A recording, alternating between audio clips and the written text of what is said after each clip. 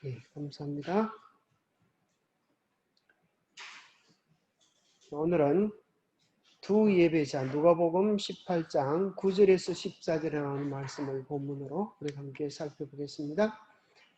누가복음 18장 제가 홀수절 읽고 우리 여러분들께서 짝수절을 한번 읽어보시면 좋겠습니다. 또 자기를 어렵다고 믿고 다른 사람을 멸시하는 자들에게 이 비유로 말씀하시되 두 사람이 기도하러 성전에 올라가니 하나는 바리새인이요 하나는 세리라. 바리새인은 서서 따로 기도하여 이르되 하나님이여 나는 다른 사람들 곧 토색 불이 가늠하는 자들과 같지 아니하고 이 세리와도 같지 아니함을 감사나이다. 나는 일에 옷을 하고 또 소득의 11조를 드리나이다 하고. 세리는 멀리 서서 감히 눈을 들어 하늘을 쳐다보지도 못하고 다만 가슴을 치며 이르되 하나님이여 불쌍히 여기소서 나는 죄인이로소이다 하였나니라. 내가 너희에게 이르노니 이에 저 바리새인이 아니고 이 사람의 이것과 술을 받고 그의 집으로 내려가느니라. 곧 자기를 높이는 자는 낮아지고 자기를 낮추는 자는 높아지리라 하시니라. 예, 오늘 이 세리와 바리새인의 기도. 사실 우리는 이제 이 말씀을 읽을 때에 특별한 충격을 받지 않고 읽죠. 이걸 보고 깜짝 놀랐습니까? 그런데 이 말씀을 들었던 바리새인들은 이 말씀을 들었을 때 마음속에 어떤 생각이 들었을까요? 아마 그죠? 깜짝 놀랐을 것입니다. 왜 그런가 하면 여기 바리새인들은 바로 자기들의 신앙을 대표하는 사람들이었어요. 예수님 비유 속에 바리새인이라고 하는 구체적인, 그죠? 그들의 오늘날로 말하면 교파 이름을 댄 것이죠. 그죠? 교파, 어느 교파, 어떤 사람들. 그리고 자기들은 믿음이 좋다고 자랑하고 뻐기고 하나님 앞에 인정받을 줄 알았는데 오늘 예수님께서 이야기해 주시는 것은 전혀 다른 이야기를 하시고 그 당시 가장 나쁜 사람들, 그 당시 가장 멸시와 천대받았던 사람들은 누구였을까요? 세리와 누구라 그래요? 세리와 창기. 서로 동등합니까? 누가 더 나쁜 것 같아요? 왜 그렇죠? 예, 어쩌면 둘 다 피해를 입힙니까? 이 세리는 그죠? 아마 창기는 특정한 사람들에게 피해를 입힌다고 생각하면 세리는 그 당시 모든 유대인들에게 그죠? 마치 피를 빠는 그런 흡혈귀처럼 그들에게 여겨졌던 그런 존재. 그런데 예수님이 뭐라고 말씀하세요? 바리새인들이 어떻다? 그죠? 결론적으로 이야기하기를 바리새인이 하나님 앞에 의롭다 하심을 받은 것이 아니라 누가요?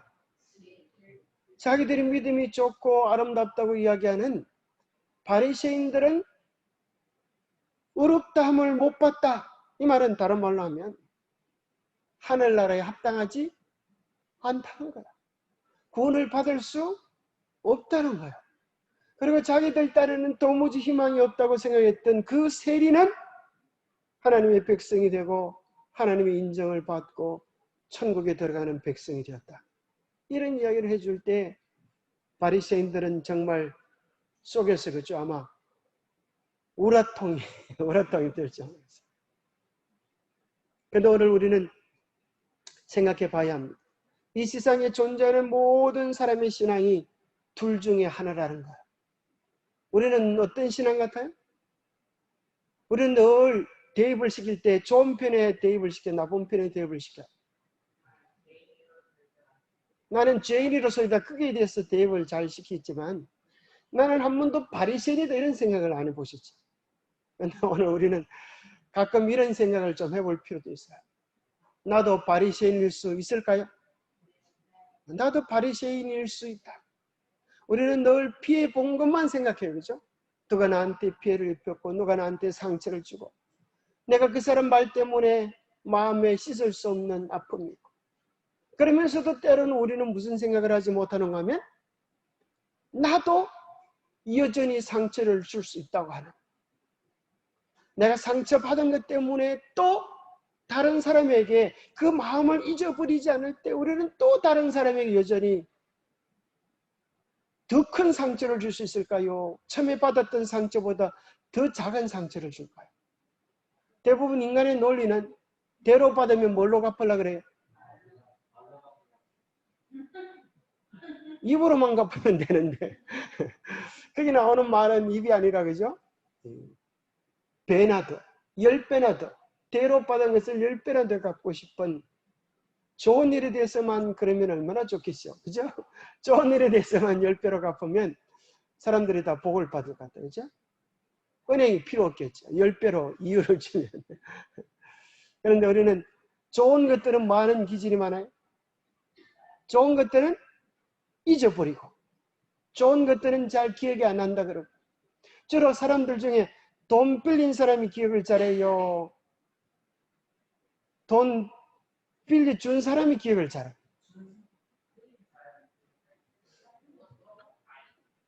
네. 어떤 사람들은 사람마다 다른데 어떤 사람은 그런 사람이 있어요. 남에게 많이 빌렸다가 빌려간 사실은 까마득히 잊어버린 사람이 있어요. 그래서 자기한테 빌려간 사람들만 기억해요. 그런 사람도 있어요. 우리 김목수 집사님처럼 마음이 선해가지고 남에게 빌린 것만 기억하는 그런 좋은 마음을 가진 사람도 있지만은 개종이 그렇지 않은 사람도 있습니다. 자, 그래서 오늘 우리는 본문 속에서 이런 몇 가지 질문을 한번 찾아볼 수 있을 것 같아요. 자, 여러분 어떤 질문을 해볼 수 있겠어요? 바리새인과 세리의 기도는 어떤 차이가 있는가? 어떤 차이가 있는 것 같아요? 자, 두 번째, 누구의 행위가 더 어려운가? 자, 여러분이 보기에 누구 행위가 더 어렵습니까? 자, 손을 들어서 한번 투표를 한번 해보겠습니다. 세리가 더 어렵다.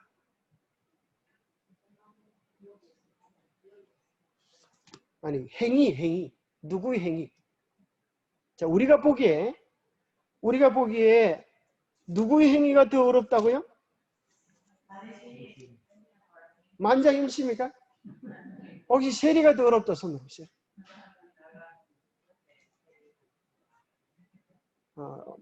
자, 그럼 확실히 의사를 표현하세요. 투표 양당 간의 결정을. 자, 바리새인이 어렵다. 네, 행위로는 그죠? 행위로는 세리가 더 어렵다. 그죠? 여기서 우리는 뭘 보게 되는가 하면 행위로 따지면 바리새인이 세리와 비교할 수 없을 정도로 어려워요. 누가 잘랐어요? 바리새인이 잘랐어요. 그런데 하나님은 누구를 어렵다고 하세요? 세리.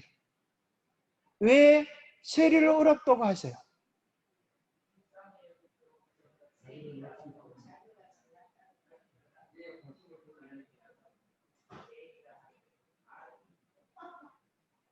예, 보세요. 자기가 죄를 많이 지르고 하나님 앞에 와서 불쌍히 여기 없어서 그렇게 하면 됩니까? 그건 나쁜 놈 아니에요. 뻔뻔스러운.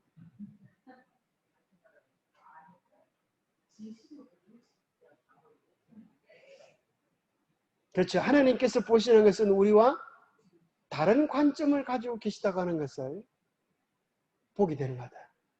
우리가 보기에는 바리새인이 어렵다고 생각하고 그 당시 바리새인들도 자기는 바른 신앙을 하고 있다고 장담을 했을 거예요. 그죠? 그래서 아마 그들은 자기들은 바른 신앙을 하고 있다고 장도 담고 매주도 담고 아마 그랬어요. 그런데 예수님께서는 뭐라 그런가 하면 너희들의 그런 행위가 하나님 앞에서는 조금도 간합될 수가 없다. 왜 그렇죠? 왜 그렇죠? 그들의 모든 행위들은 착한 일 아니에요? 11조도 잘 드리고 불쌍한 사람도 도와주고 금식도 하고. 그런데 왜 그들의 행위가 하나님 앞에 간합될 수 없을까요? 자, 이걸 똑바로 알아야 되는데 왜 그들의 행위가 정말 우리가 보기에는 착한 일 같은데 왜 간합될 수 없을까요? 이유를 한번 대보세요.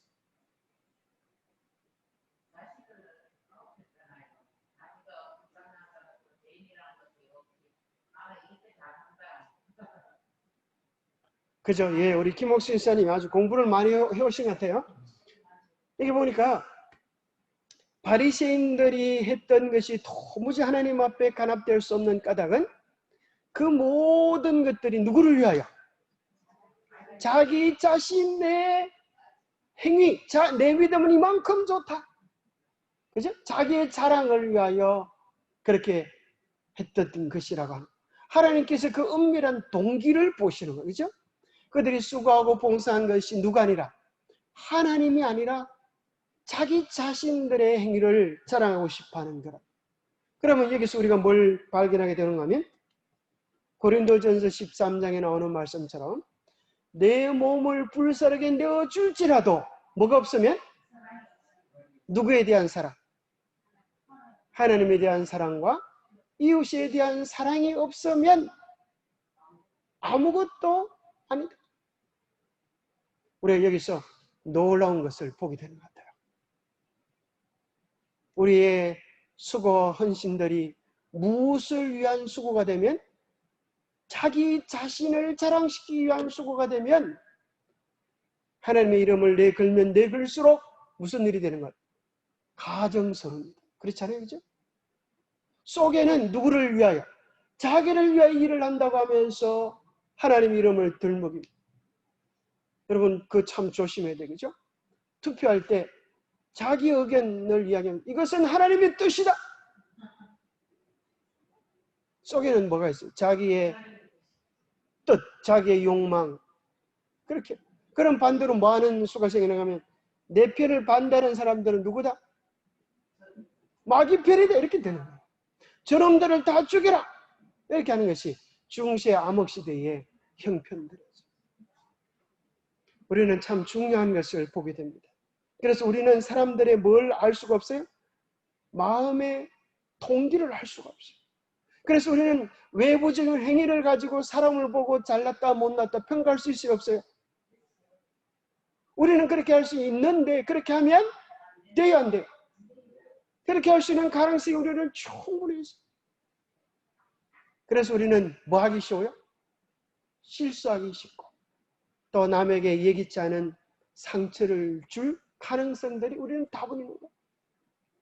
그래서 우리는 기도해야 되고 또 생각해야 되고 또 생각해요. 하나님이 정말 원하시는 것이 무엇인지를 자주 생각하고 이야기할 때 우리는 하나님 앞에 칭찬받고 인정받는 그런 삶을 살 수가 있어요. 여러분 기억하세요. 사람에게 인정받는다고 해서 하나님께서 꼭 인정해 주시는 것 아니다. 때로는 사람들이 인정해 주는 사람들이 하나님도 인정해 주는 사람도 있을까요? 왜 그런 사람이 있어요? 초대교회 형편이 그랬죠. 많은 사람들에게 칭찬을 받으며 하나님께서 날마다 영혼을 더하십니다. 그러나 그 중에는 저 사람 보시죠. 갑자기 전화 와서 막 쫓아나가잖아요. 그럼 우리는 저런 사람을 보면 이제 뭘 느끼는가 하면 아니 딱 드는 정시가 뭐 예배 시간에 핸드폰도 안 끄고 들었어? 고약한 지금 이런 생각을 할 수가 있어요.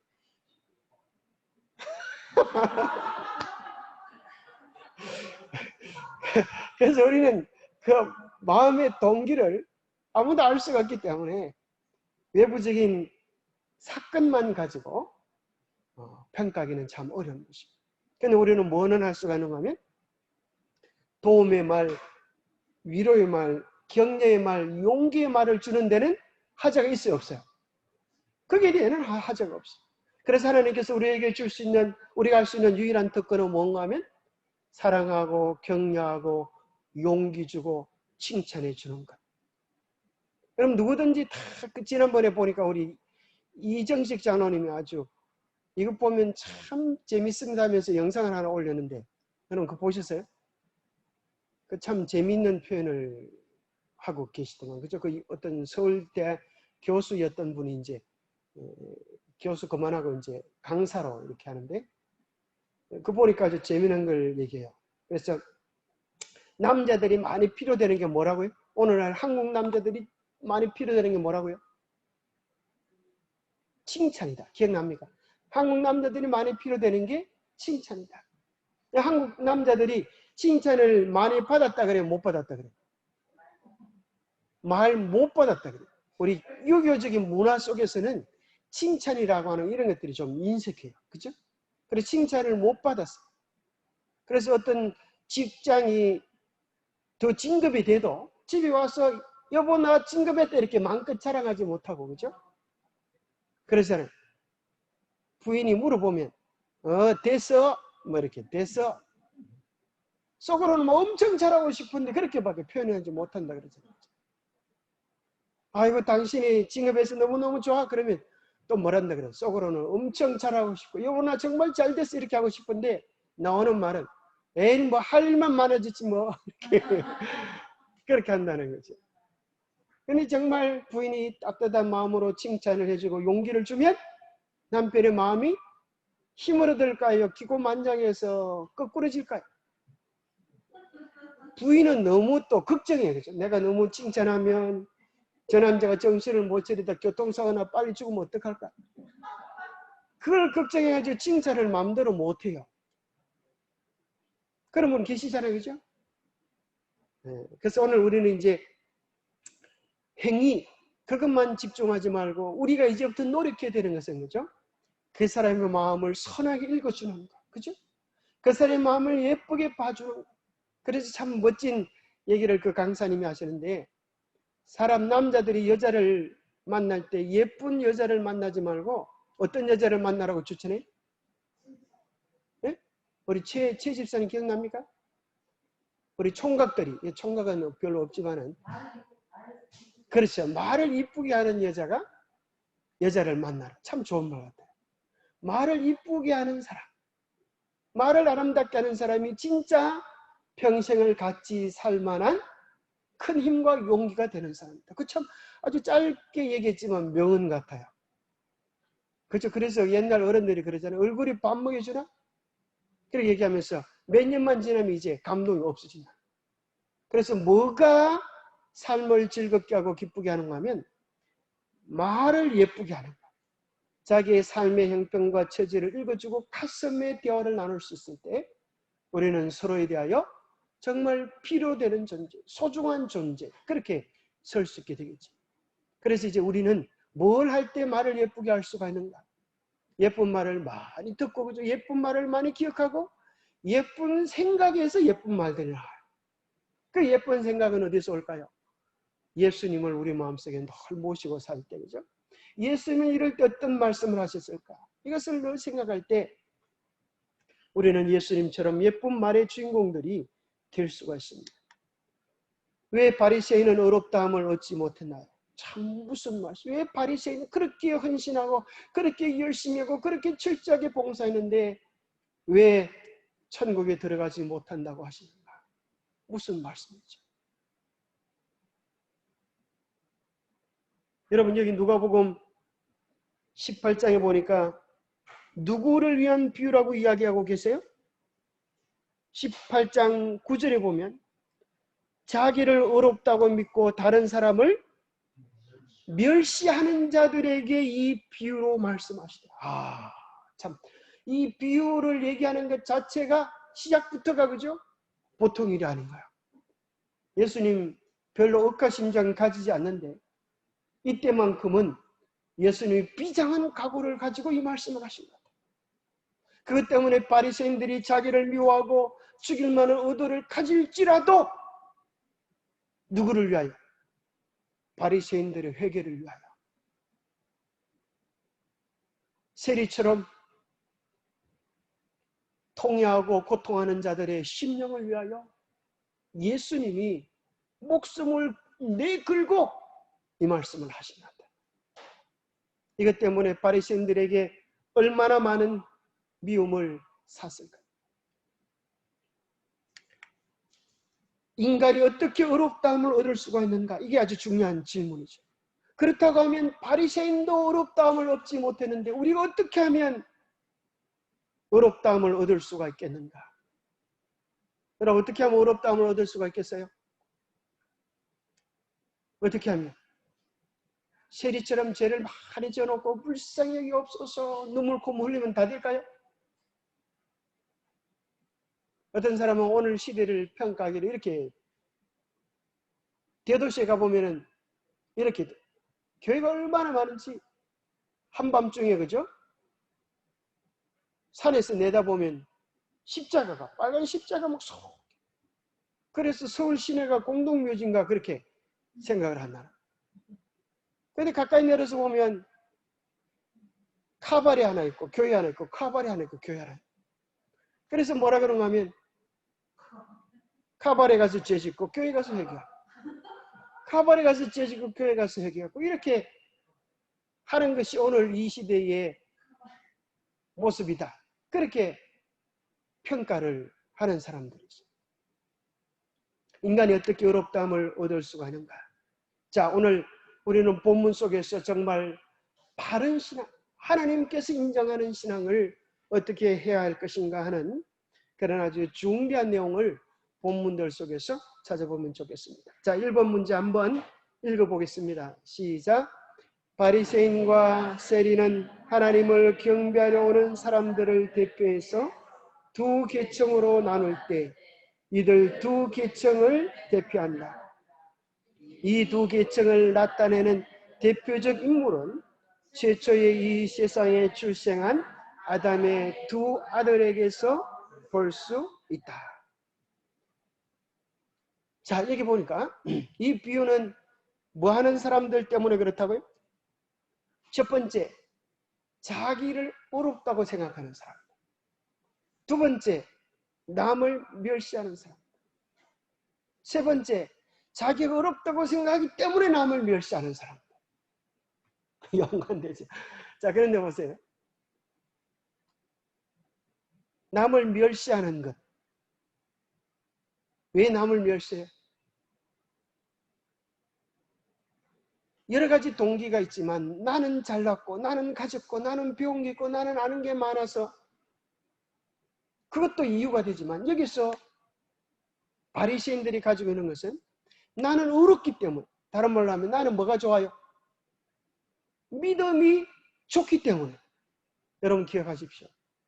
내가 믿음이 좋다는 것도 남의 믿음 없음을 멸시할 수 있는 이유가 되지 않다고 하는 사실을 기억하셔야 돼요.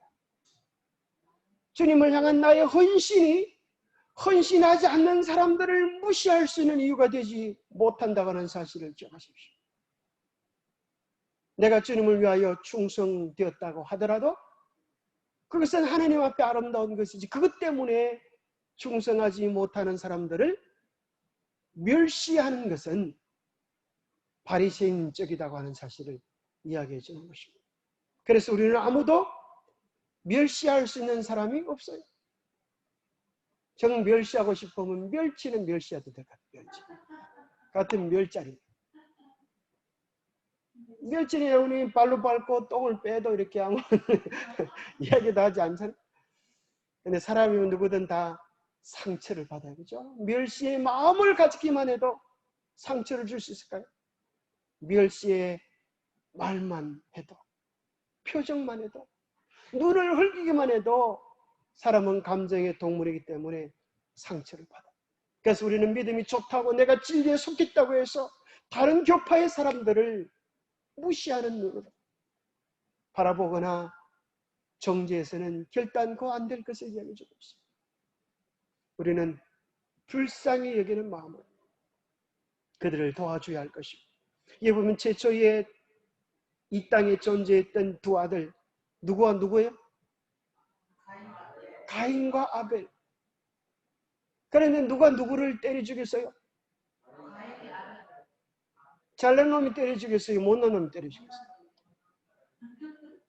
지리들은 못난 놈이, 지 딸에는 지가 잘나가지고, 지 딸에는 지가 잘나는데 왜 예수님이 못난 놈 잘나지 않냐고 그렇게 얘기하냐. 그래서 얼마나 분통이 터지는지, 자기의 잘남을 알아주지 못한 것 때문에 분함이 온 것입니다. 여러분, 우리가 잘난 체하면 우리 마음에 상처가 많습니다.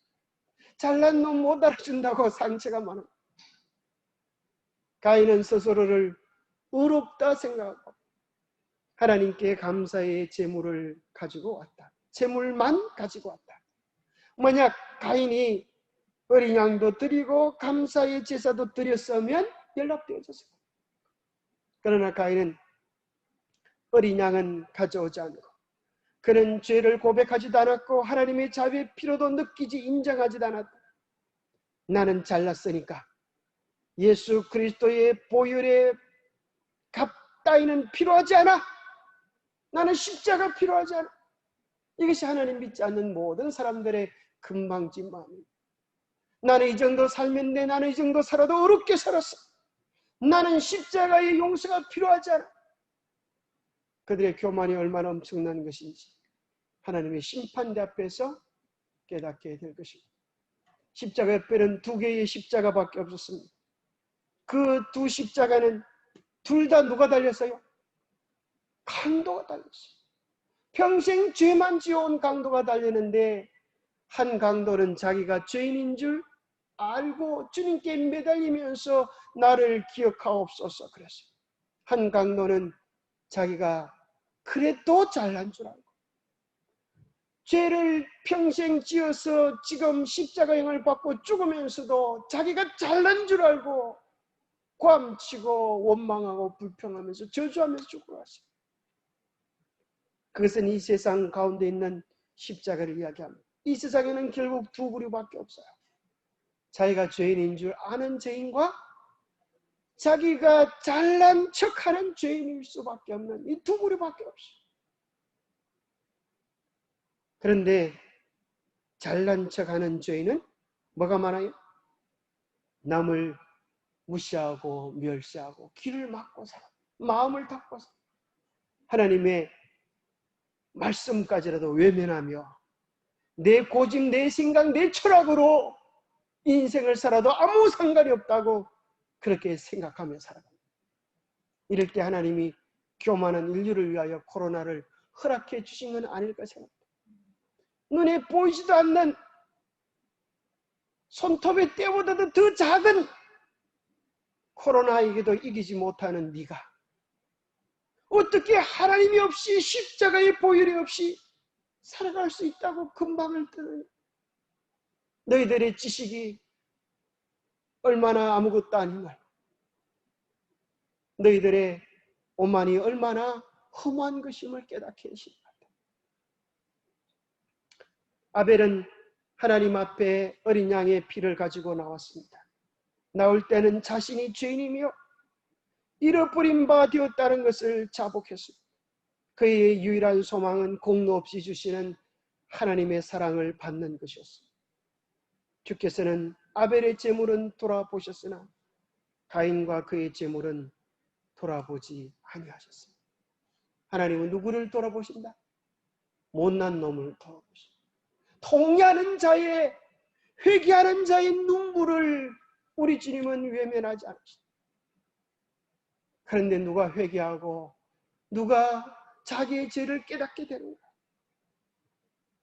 십자가 곁에 가까이 나가본 자만이 내가 얼마나 교만했고 내가 얼마나 오만했고 내가 얼마나 죄인이었냐 하는 사실을 깊이 깨닫게 됩니다.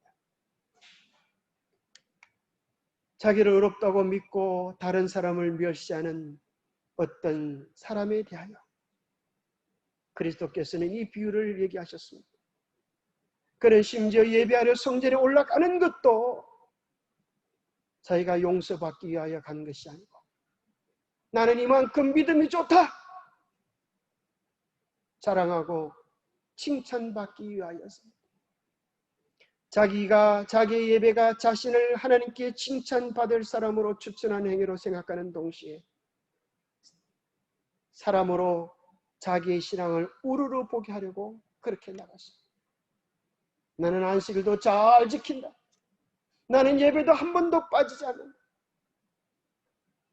어떤 아버지의 아들이 셋이 있었는데 막내 아들이 딴 형은 다 졸고 자는데, 늦게까지 자는데, 아들은, 그 막내 아들은 새벽 기도를 열심히 하고, 그 막내 아들이 아버지한테 와서 그러는 거예요. 아버지, 저는 이렇게 열심히 새벽 기도하는데 우리 형님들은 새벽 기도를 안 해요. 형님들도 새벽 기도를 할 수 있도록 아버지가 한마디 좀 해주세요. 그때 아버지가 이렇게 얘기했어요.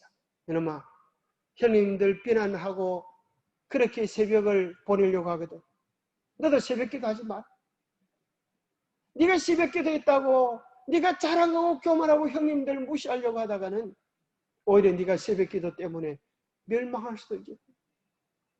그 말은 새벽 기도 하지 말라는 소리가 아니고, 우리가 새벽 기도를 하러 나가면서 하나님 바라보고 기도하고 내 마음을 토로하는 일에 시간을 쏟아야지, 새벽 기도하지 않는 사람들 보고 당신은 왜 새벽 기도하지 않아요? 이렇게 비난하고 책망해서는 될 일이 아니에요. 그렇다고 해서 내일부터 이제 6시 새벽, 매일 아침 새벽 묵상 듣나 봐라, 그렇게 마음 결심하시는 분이 없게 되기를 바랍니다.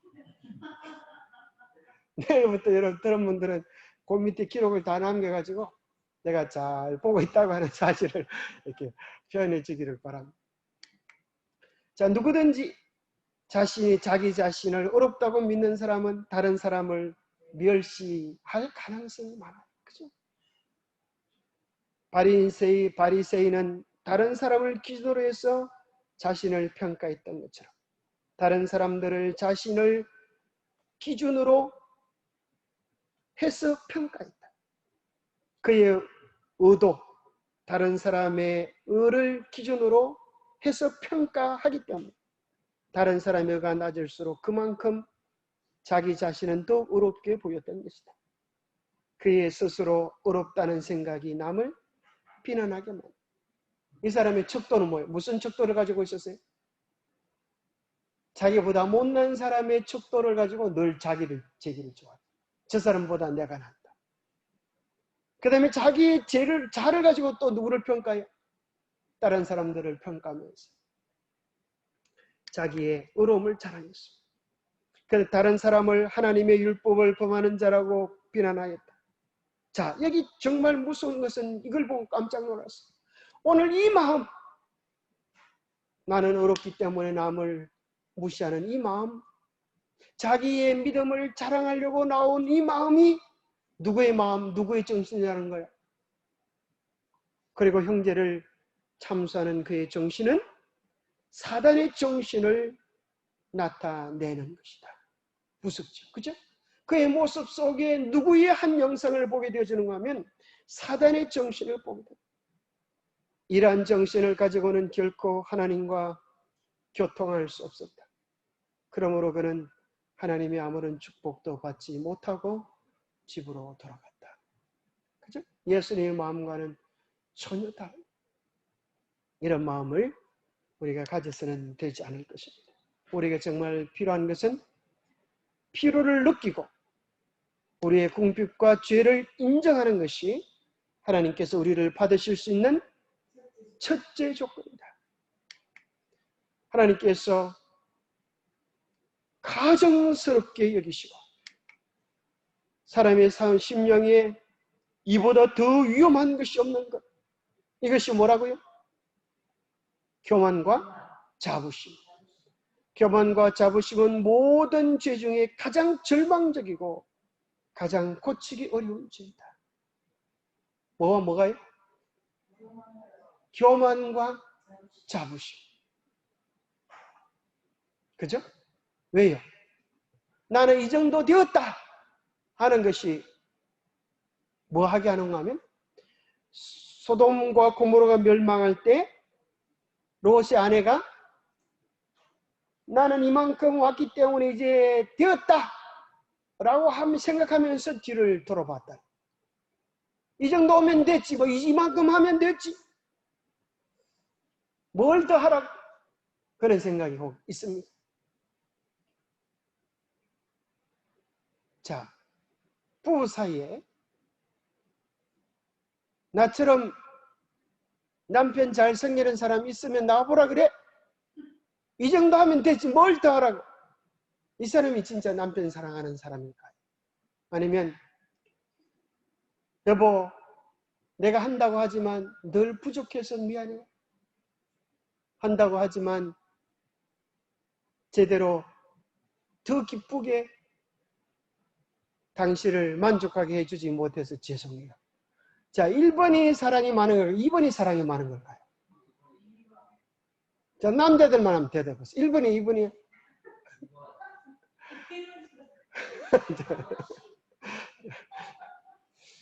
자, 누구도 마찬가지인가 하면 남편도 마찬가지. 그치? 내가 이만큼 했으면 되지 뭘 또 하라 그래. 이게 사랑일까? 아니면 내가 한다고 당신을 위하여 수고했지만 내가 참 부족한 게 많아요. 이게 사랑일까요? 여자분들 생각이 어때요? 1번이 2번이에요? 사랑은 뭐가 없어요? 교만이 없어요.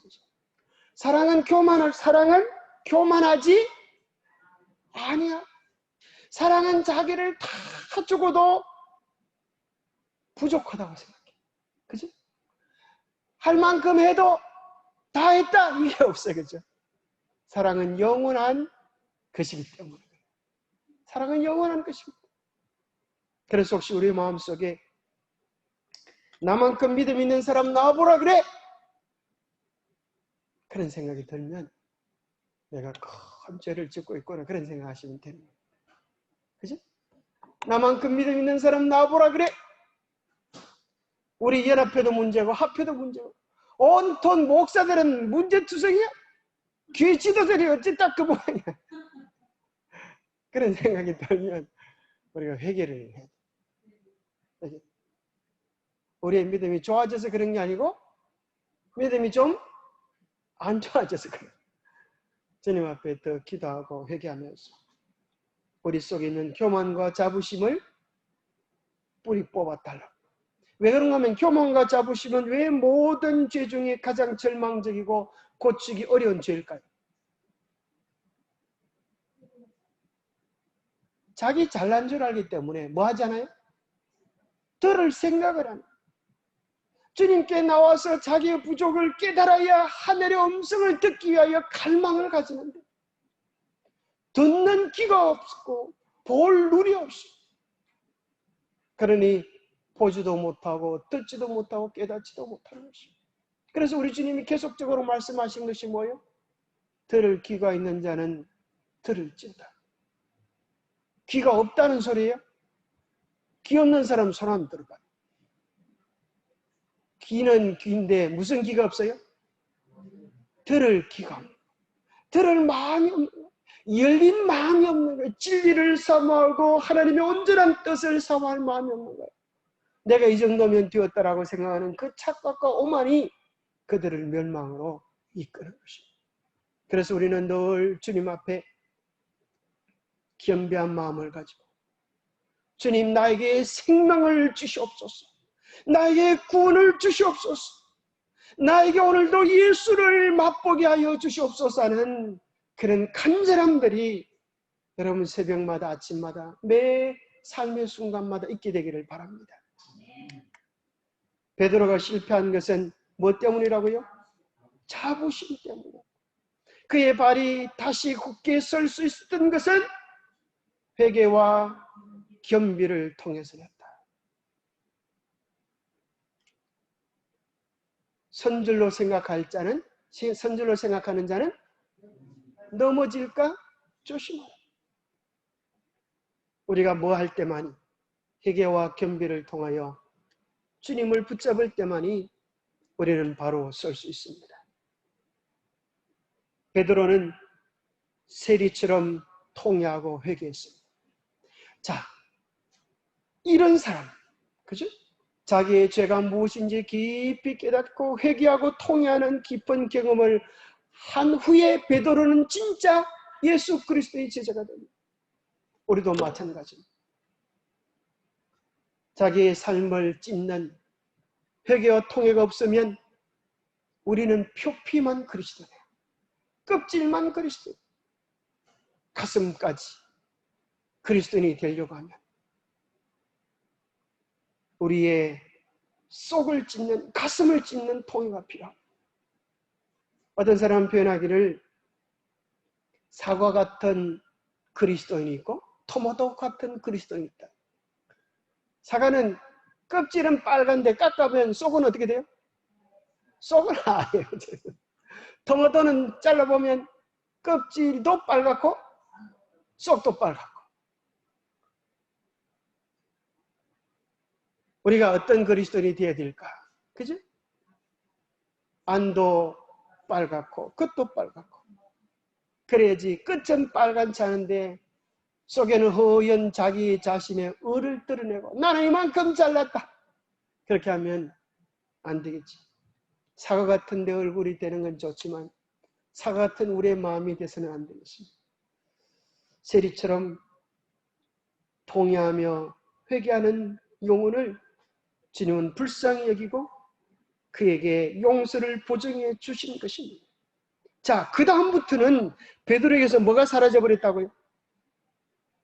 자부심이 사라졌고 전에 자만스럽게 장담하던 말이 다시는 반복되지 않아요. 그 다음부터는 이제 장을 담거나 묘지를 담지 않고 뉴스타트를 하게 되었어요.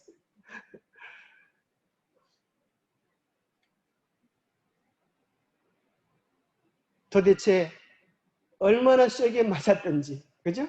뭐가 다 깨져버렸어요? 자부심이 완전히 깨져버렸어요. 우리가 도리에 떨어져 자아가 끼어지면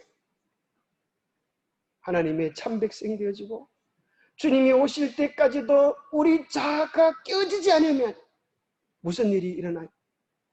돌이 와서 너희를 깨부술 줄 알아라. 우리 주님이 좋은 말로 협박하셨어요. 너희들이 깨지지 않으면, 오늘 깨지지 않으면 그날이 깨지리라. 빨리 깨지시기 되기를 바랍니다. 우리가 주님 앞에 깨어지어 회개하며 새 사람이 되면 우리는 뭐 하지 않게 되는가 하면 남을 판단하지 않게 되고 남을 정죄하지 않게 되고 남을 무시하지 않게 되지. 혹 누가 잘못하여 남이 나를 무시할지라도 그것이 상처가 되지 않아요. 왜 그래요? 나는 이미 벌써 죽어 마땅한 죄인이기 때문에. 그래서 프랜시스라고 하는 성자가 어느 날 그의 제자가 물었다. 스승님 참된 평화란 무엇입니까? 진리를 바르게 깨우치는 것이 참된 평화입니까? 그때 프랜시스가 이런 얘기를 해줬다.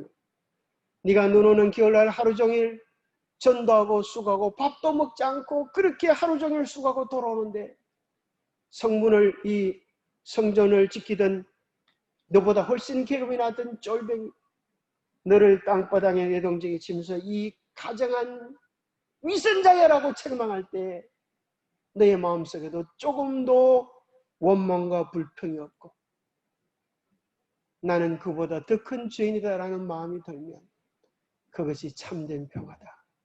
그렇게 이야기했다. 참 어렵죠. 뭐한 자는 우리 산상보리 나오죠. 자아가 죽은 자는 나를 비난하고 멸시하는 소문에 대하여 귀머거리가 되고 벙어리가 될 것이다. 그랬습니다. 우리가 예수님과 함께 십자가의 자아가 죽으면 더 이상 요동하지 않는 잔잔한 심령 평화를 가질 수 있게 될 것입니다. 그 후에 예수님께서 베드로에게 내가 이 사람들보다 나를 더 사랑하느냐 할 때에 예수님 당근이지 이렇게 얘기하지 않고 베드로가 뭐라 그래요? 주님께서 제 마음 아시지 않습니까? 주님이 아시지 않습니까? 주님 매일 어지않은 그의 마음을 이야기하게 되었습니다. 베드로의 타락은 갑자기 된 것이 아니라 오랫동안 점진적으로 이루어진 것이었습니다. 자부심은 그로 하여금 구원을 얻었다는 생각을 갖게 했고 그로 한 계단 한 계단 내려가도록 만들어서 마침내 자기 선생님을 부인하는 지경에까지 이르게 되었습니다. 이 세상에서 자아에 대해 확신을 갖거나 시험에 대한 위험성이 없다고 생각하는 것은 결코 안전하지 못합니다. 5번 그리스도께서는 하나님의 기업인 당신의 백성을 사셔서 그들에게 한 번 더 선발의 기회를 갖도록 하기 위하여 당신의 찔린 몸을 바치셨다. 우리를 위하여, 주님은 우리를 위하여 당신 자신을 주신 것입니다. 주의할 것, 잘못된 기초에 서는 것, 이것은 베드로처럼 넘어짐을 준비하는 것입니다. 나의 자기의 나의 느낌, 나의 감정, 나의 행위, 심지어 나의 믿음마저도 올바른 기초가 될 수 없음을 기억하십시오. 잘못된 확신을 가지는 것, 자기 자신의 행위 속에 확신을 가지는 것. 자, 오늘 우리는 그러면 확신을 가질 수 있는가 없는가? 오늘 이 문제를 좀 얘기 드려요. 확신을 가질 수 있습니까 없습니까? 있어요 없어요? 말이 없어요. 말이 없다는 소리는 무슨 말입니까? 자, 참된 확신의 근거가 있어요. 하나님의 백성들은 확신을 가질 수가 있어요. 뭐의 기초에서? 오직 예수 그리스도 변치 않는 하나님의 말씀은 믿을 만합니까? 믿을 만하죠. 오늘 교과에 보면 무슨 내용이 나오는가 하면 이런 표현이 나옵니다. 아무리 진실하게 회개했다 할지라도 우리는 그들에게 그들이 구원받았다는 것을 말해주거나 그러한 생각을 갖도록 가르쳐서는 안 된다. 그렇기 때문에 이제 어떤 분은 생각하기를 구원의 확신을 가르치는 것은 잘못된 것이다. 이렇게 생각하는 분이 계셔요.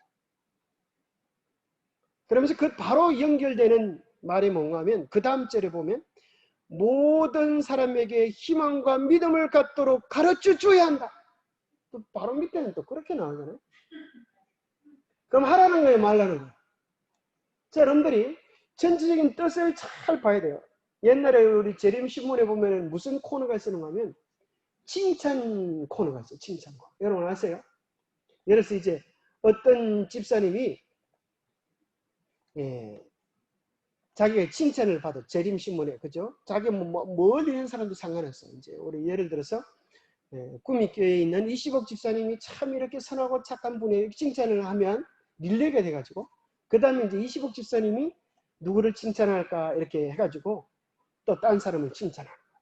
그래서 칭찬이 계속 연결되도록 그렇게 하는 일을 했는데, 그런데 어떤 우리 교회 장로님 중에 이런 분이 계셨어요. 오늘 교과를 읽어본 사람, 교과에 보면 이런 내용이 나와요. 여러분 어떻게 나오냐면 사람들을 칭찬하는 자들은 사단에게 이용당하는 그의 조수들이다. 그리스도를 위하여 일하는 교역자들은 모든 칭찬의 말을 물리치도록 하여라. 그들로 자신을 숨기고 오직 그리스도만을 높이게 하라. 여러분 아멘입니까? 노멘입니까? 자, 여기 보면 뭐라고 하냐면 칭찬하는 자들은, 사람들을 칭찬하는 자들은 사단의 조수이다. 틀린 말이에요, 맞는 말이에요?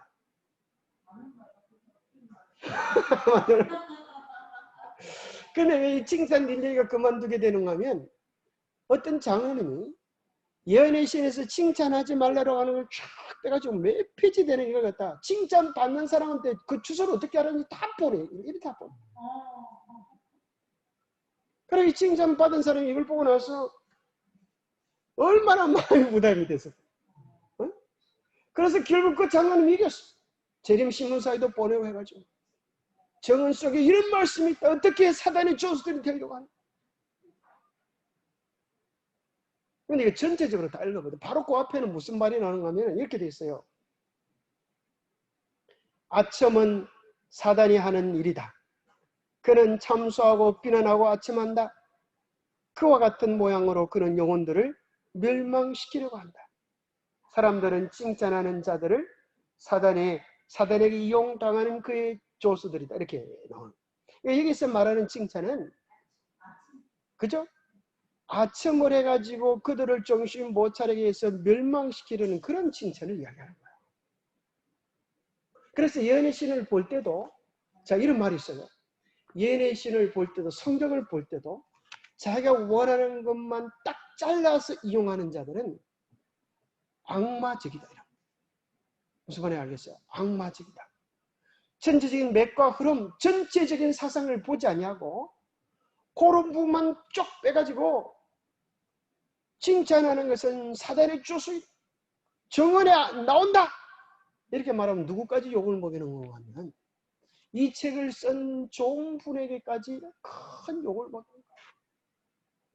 그런데 실제로 우리 교인들 중에는 누구라고 얘기는 하지 않지만 그런 경향을 가진 사람들이 참 많이 있어요. 정말 안타까운 거예요. 그래서 우리는 뭘 해야 되는가 하면 십자가의 눈으로 바라봐야 하고 그 전체를 보는 것입니다.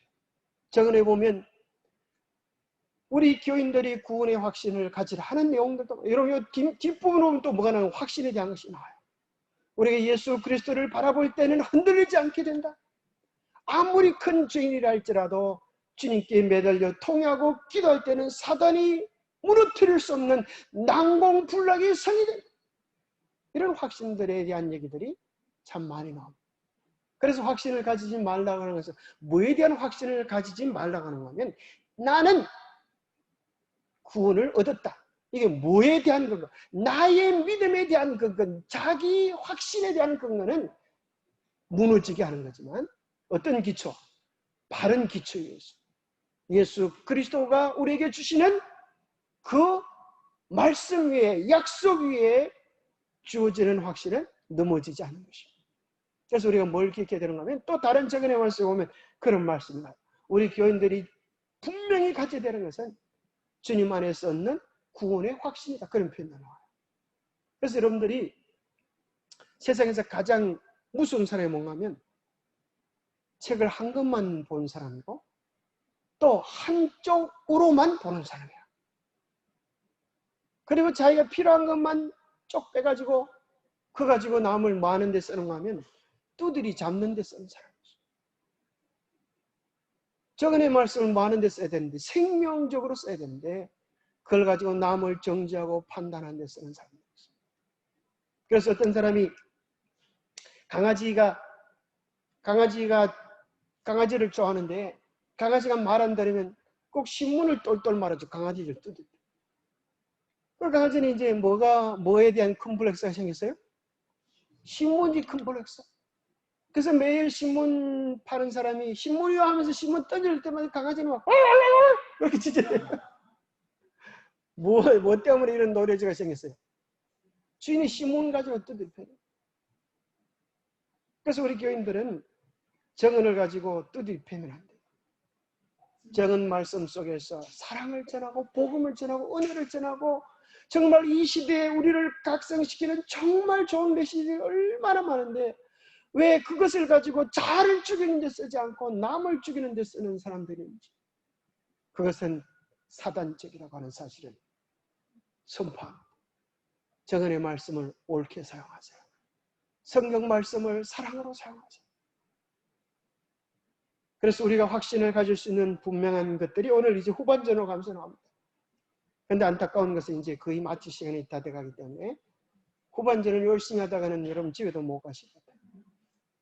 자, 어쨌거나 이제 빨리 마무리를 짓겠습니다. 아무리 사단이 온 힘을 기울인다 할지라도 단순한 마음으로 자기 자신을 그리스도께 전적으로 맡기는 영혼은 결코 정복할 수 없다. 결코라는 말이 뭐예요? 확신이라고 확신이죠. 우리는 이런 확신이 필요합니다. 주님께 온전히 우리 자신을 맡길 때, 전적으로 맡길 때 결코 우리는 정복당하지 않을 것이다. 주님께서 결코 우리를 외면하지 않을 것이다. 오늘 선수답이 아침 묵상해 보니까 무슨 말은 절대 하면 안 된다 그래요? 그럼 안 들어보셨구나. 기억이 안 나요. 절대라는 말은 절대 해서는 안 된다 이렇게. 절대라는 말은 절대 해서 안 된다. 우리는 그렇게 장담할 때가 많죠. 장을 담을 때가 많죠. 절대는 안 그렇다 이렇게 하지만 때로는 절대가 그렇게 쉬운 게 아니죠. 그죠? 그러나 정말 분명한 것은 절대적인 것은 우리 주님께는 절대적인 것이 있어요. 그죠? 우리 주님께 의지할 때만 절대적일 수 있어요. 우리 주님께만 확실한 게 있어요. 우리 주님께서는 결코 변치 않는 온전한 승리가 있습니다. 여기 뭐라고 말씀하시는가 하면 다 오늘 교과에 나오는 내용입니다. 우리 안에 거하는 그리스도는 기쁨의 셈이 되신다. 주님이 우리 안에 거하실 때 우리가 충만한 구원이 차고 넘쳐서 기쁨의 셈이 된다는 거예요. 정언이 그대로 나오는 거예요. 그러므로 그분을 영접하는 모든 사람에게는 하나님의 말씀이 기쁨의 근원이 된다. 지존무상하며 영원히 거하며 거룩하다 이름하는 자가 이같이 말씀하시되 내가 높고 거룩한 곳에 거하며 또한 통하고 마음이 겸손한 자와 함께 거하나니 이는 겸손한 자의 영을 소성케 하며 통하는 자의 마음을 소성케 하려 합니다. 우리가 만일 구원을 얻게 된다면 그것은 여기 나오잖아요. 그렇죠? 구원을 얻게 된다면 그것은 우리 자신의 선행으로 되는 것이 아니라 오직 하나님의 무한하신 은혜로 말미암아 되는 것임을 알게 될 것이다. 우리가 하나님의 무한한 은혜를 의지할 때에 하나님의 약속에 변찮은 약속을 의지할 때에 우리는 충만히 확신을 누릴 수 있고 은혜를 누릴 수 있습니다.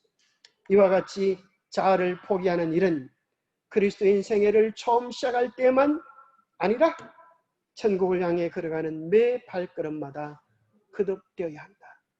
결국 신앙이란 내가 아니고 오직 주님입니다. 그러면 확실한 거예요. 주님은 절대입니까? 여러분 주님을 이길 사람이 있습니까? 없습니까? 주님을 이길 존재는 아무도 없는 것입니다. 고로 우리가 주님 안에 있을 때,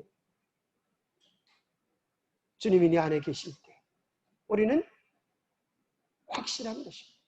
그래서 이 정언에 보면 이제 우리는 이런 기도를 드리라고 이야기합니다. 주여, 저는 제 마음을 당신께 드릴 수 없사오니 당신이 제 마음을 취하여 주시옵소서. 제 마음은 온전히 주님의 소유물입니다. 저는 당신을 위하여 그것을 보존할 수 없사오니 당신이 그것을 깨끗이 보존하여 주시옵소서.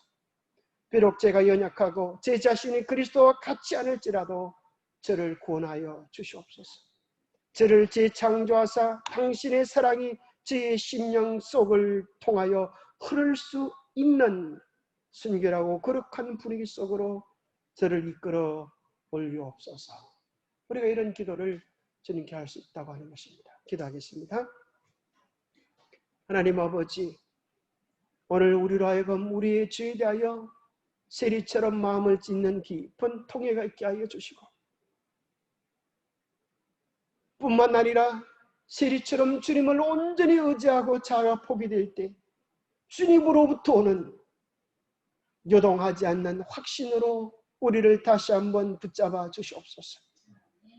우리의 존재 자체보다 더 분명한 하나님의 사랑과 하나님의 약속과 하나님의 함께하심을 의지하게 도와주셔서 우리의 신앙이 우리의 삶이 흔들리는 갈대가 되지 않게 하시고 변치 않은 반석 같은 백절불굴의 신앙으로 끝까지 주님께 충성할 수 있도록 연약한 우리의 삶을 붙잡아 주시옵소서. 하나님의 도우심과 인도하심이 우리 하여금 늘 주님 안에서 겸손하게 하시고 우리 하여금 늘 주님만 따라가며 찬양과 감사와 헌신의 삶을 드릴 수 있도록 축복하여 주시옵소서. 다시 한번 우리 교우님 가운데 어려움과 시련 속에 있는 주의 백성들을 돌아보아 주시고 우리 박명수 집사님 가정에 하나님의 선한 위로가 함께하여 주시옵기를 우리 주 예수 그리스도로 머지하여 간절히 간구하옵나이다. 묵상 기도로 예배 마치겠습니다.